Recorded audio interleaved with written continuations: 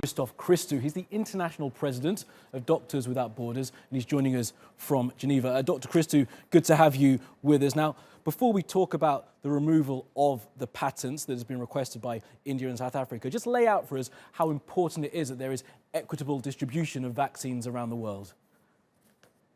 Thank you very much for this, and thank you very much for this question. It is extremely important, especially these days, that our teams are witnessing every day new countries getting very hardly hit from this virus.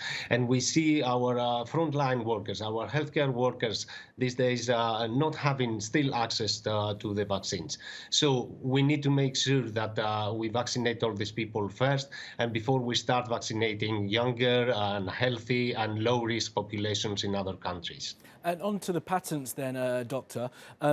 It would seem to me that at a time of global pandemic, surely the big pharma companies will want to get on board with this idea of being fair. Don't you think that that's the right thing for them to do?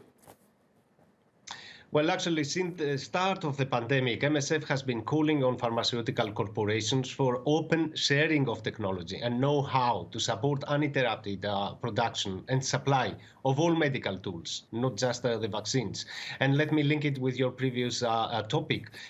We need to work together to go to space. We need to work together to fight this pandemic. So instead, what we see from the big pharmaceutical companies is that they continue to maintain a rigid control on where vaccines, medicines and diagnostics are produced this moment. And this does not allow us and the countries to address the needs of the most vulnerable. I mean, you'll be watching very closely what's happening in Geneva with the WTO. I do wonder how optimistic you are that the profit motive that these big pharma companies are holding will be sort of sidestepped in this particular instance. They can always go back to having the exclusive patents in the future. Yes, you're right.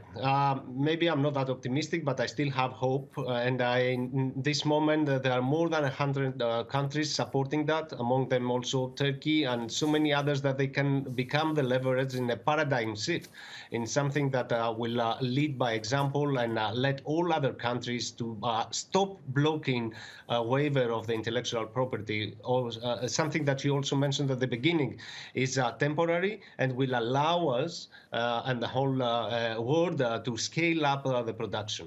Absolutely. Okay, Dr. Christos Christou, we have to leave it there. From Doctors Without Borders, thank you for your time and good luck in your work.